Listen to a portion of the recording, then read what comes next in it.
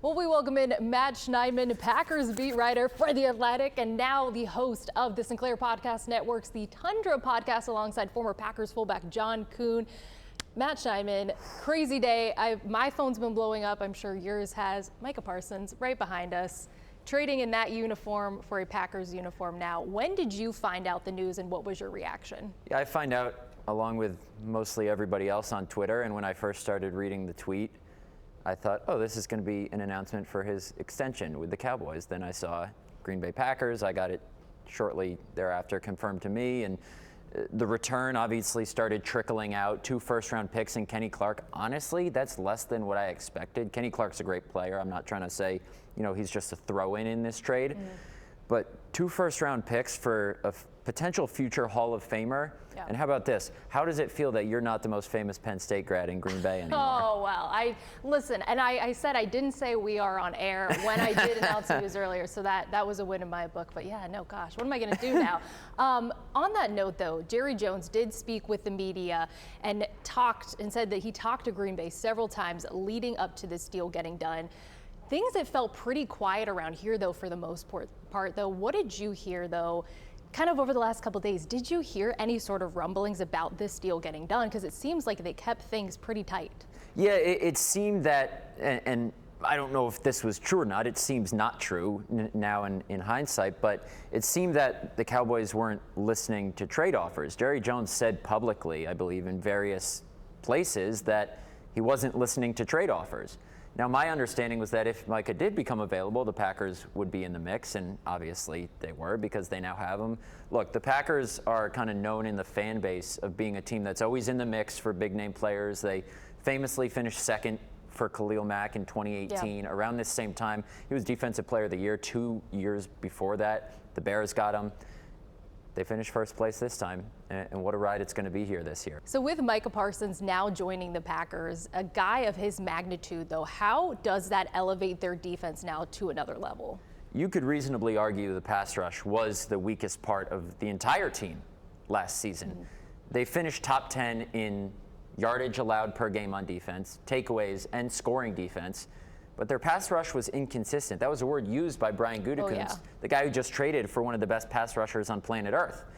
This, I think, takes this defense to the next level. They were one of the best defenses in the league. This now becomes arguably a defense that can help win this team a Super Bowl. There are 2 players in NFL history with at least 12 sacks in each of their first 4 seasons. One of them is Micah Parsons, and one of them, Reggie White, is one of 6 players with his number on the facade inside Lambeau Field. So this is a massive, massive upgrade. Losing Kenny Clark hurts the pass rush, especially because he's healthy now from that toe injury. But you can't argue that Micah Parsons and Rashawn Gary, who's a number 1 pass rusher on a lot of teams, maybe the best number 2 in the league now, is one of the best pass rushing tandems in the NFL. And were you surprised at all by the fact that the Cowboys got Kenny Clark instead of, say, a guy like Rashawn Gary or a Lucas Van Ness as part of this trade deal? Did that surprise you at all, to go along with the 2 first-round picks? A little bit, because, in all these trade proposals that people float out there, it's either a wide receiver or an edge rusher, because you think the Cowboys would want to replace their best edge rusher with the Packers' best. Right. Like, if that trade was 2 first-rounders and Rashawn Gary, I would still be sitting here saying that's a good deal for the Packers to make. Jerry Jones came out and said today they felt they needed to upgrade their run defense. And look, Kenny Clark's a phenomenal player.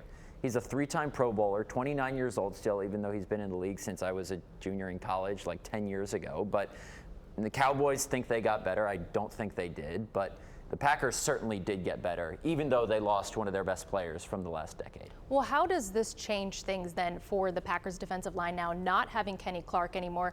And he's a guy that rarely missed a lot of games too, right? So, but how does this kind of shuffle things around with that D-line not having him anymore? Yeah, you might see Lucas Van Ness just to get him on the field, maybe play inside more.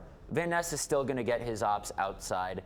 But to have a guy that you think could be in line for a breakout year 3, be your number 3 edge rusher, that's a pretty good problem to have. As Joe Barry used to say, champagne problems. Yeah. But Micah Parsons and Rashawn Gary coming off the edge for Jeff Hafley, if you recall, and I say all of you, Matt LaFleur has said he wanted to rush a traditional 4 last year, drop 7 in coverage, but they weren't good enough rushing the passer when Jeff Hafley came in. So they had to resort to using a lot of exotic pressures, mugging 7 guys up at the line and dropping a D lineman into coverage, and then Edgerrin Cooper, Xavier McKinney blitz as one of 4. Right. They can get back to the bread and butter of just doing what they wanted to do last year, and that's what the arrival of Micah Parsons allows them to do. It's crazy to think Micah Parsons, a Green Bay Packer, what this does for the NFC picture, what it does for the playoffs, Super Bowl contention, all that exciting stuff. Well, like we said, make sure though to tune into the Tundra Podcast on the Green Bay Packers with Matt Schneidman and John Kuhn through Sinclair's Podcast Network. That is available anywhere that you listen to your podcast, as well as on your YouTube. And make sure also to keep up with Matt's columns by signing up for The Athletic. Thank you though so much, Matt, for joining us. Thanks, Ellie, as always.